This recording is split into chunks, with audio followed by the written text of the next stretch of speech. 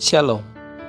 Renungan kebenaran firman Tuhan hari ini terambil di dalam Kitab Keluaran pasalnya yang ke-33 ayat 1 sampai dengan ayat yang ke-23. Judul renungan hari ini, Jalan Pemulihan. Tuhan tetap setia pada firman-Nya, bahkan ketika kita tidak setia kepadanya. Namun, Dia kudus dan tidak dapat tinggal bersama dengan dosa.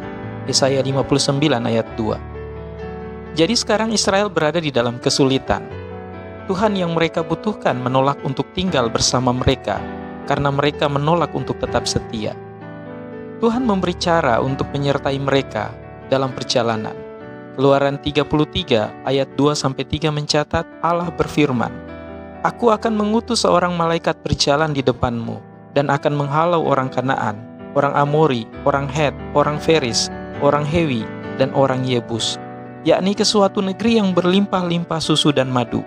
Sebab aku tidak akan berjalan di tengah-tengahmu, karena engkau ini bangsa yang tegar tengkuk, supaya aku jangan membinasakan engkau di jalan."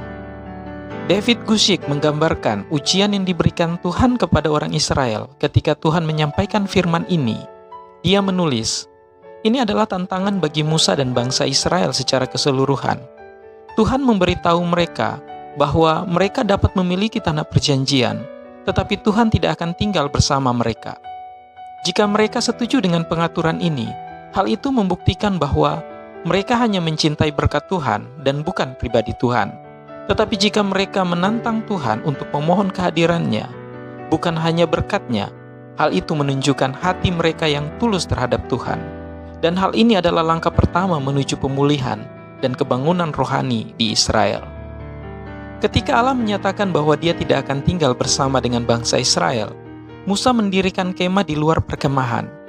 Tindakan ini membuktikan bahwa Musa menginginkan Tuhan dan bukan hanya apa yang Tuhan dapat lakukan untuknya. Tuhan segera merespon. Ayat 9 memberitahu kita bahwa tiang awan itu turun dan duduk di atas pintu masuk kemah sehingga Tuhan dapat berbicara dengan Musa. Orang-orang menanggapi kehadiran Tuhan dengan menyembahnya.